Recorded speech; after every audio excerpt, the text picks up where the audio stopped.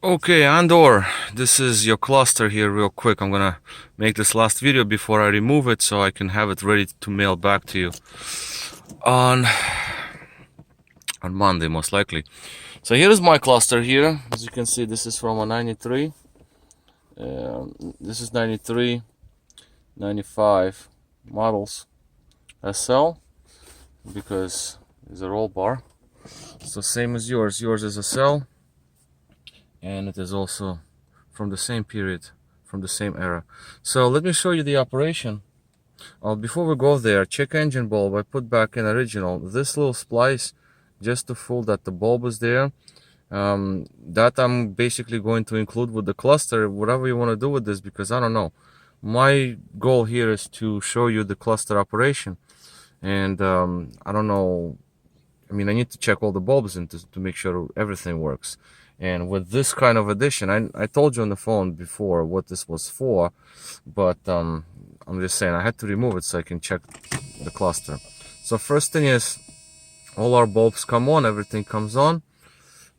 Clock has been ticking, no problems. It doesn't go, the time is accurate.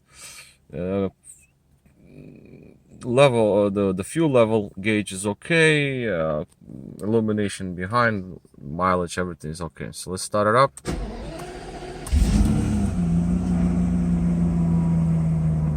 Now this car has been sitting for quite a long time, since last video, maybe like a week or something. So as you can see, the temperature gauge here is at 0. All right, oil pressure jumped right up as you saw it. RPMs are right, correct where they have to be. And just gonna run this car for just a little bit, and I'll try to make an additional video for you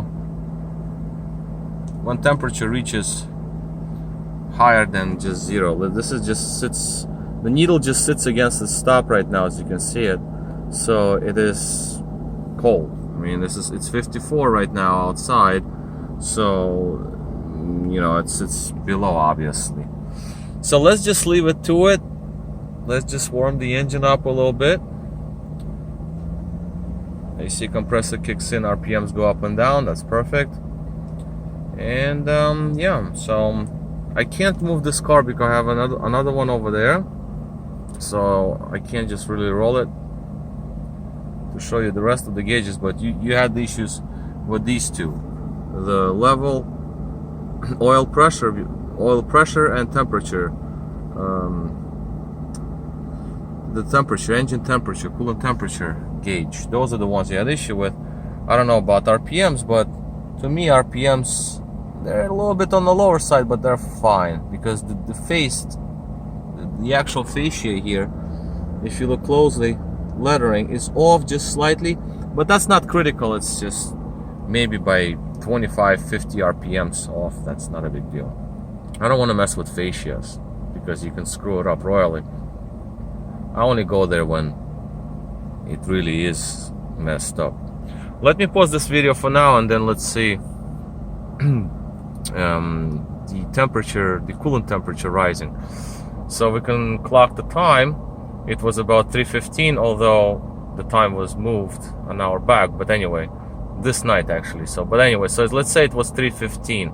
That's when we started this video. So let's just wait for engine to warm up a little bit more so I can show you your temperature gauge rising. Okay, so here's an addition to this video. So we're running for about, as you can see, about 7 minutes or so. What is it like? Yeah, 7 minutes. Our coolant temperature is starting to move. It's heating up. Obviously, at 54 degrees, it will take a little bit before the engine will warm up. So it's already moving slightly, so that's great. Let's take a look at heat. What's going on with the heat here? See if the heat is coming. Just to, yeah, it's just slightly lukewarm because again, coolant temperature is not high yet, so we only have it like right, what is this, about close to 50 or something. So yeah, it's just a little lukewarm. That tells me that more or less the gauge itself corresponds to coolant temperature, so it's more or less accurate, because it could be that there is no heat coming out and the temperature is up, or the other way, it's down but there's very hot air coming out. This is just barely warm. Alright, so let's just continue. Let's just wait. So we're in like about 8 minutes in running. So this is where we are at 54 degrees ambient temperature. Okay, so I'll make this as the last edition because I have to be going. So we're about 12 minutes or so in running. We're looking at our coolant temperature rising, so that is normal. Oil pressure is still at high because this is a very low mileage engine. It's 26,000 miles on it, so therefore pressure is really good, plus oil pressure sensor is good. Lower harness was also done. What I'm going to show you is I'll put it in drive, and I'll show you that the needle does move just slightly down, because when the engine oil gets hot, it gets thinner, so the pressure goes down a little bit. Now, in terms of RPM gauge, this is don't mind this light. It's just my switches here and the seatbelt buckles. It's just sometimes comes on. It's not the cluster problem. It's just in the car here somewhere. It needs to be driven, whatever. So anyway, RPMs.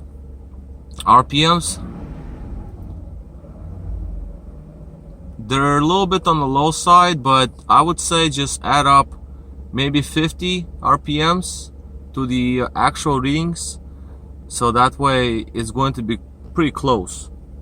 Alright, because it seems like somebody took the needle off and it's not centered properly, plus the fascia is a little off, so I don't want to touch that. Alright, so let's just look at our oil pressure gauge.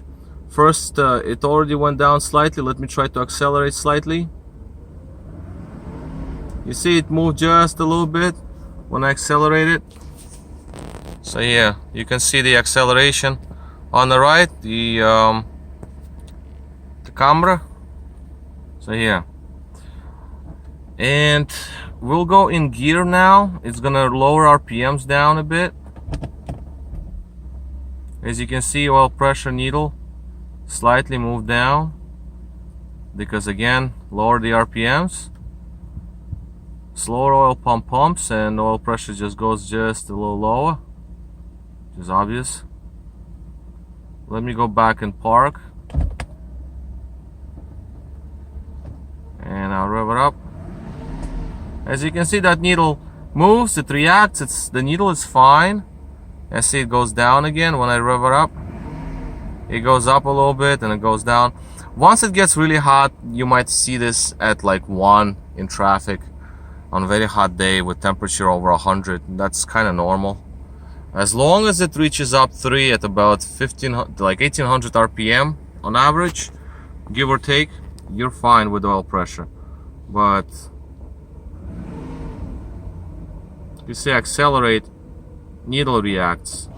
And let's go back and drive. See, needle went down a little bit. So anyway, the point here is cluster is operational. I don't have any problems. See, the clock has been ticking. 15 minutes. We're pretty much almost fully warm. We're almost in closed loop.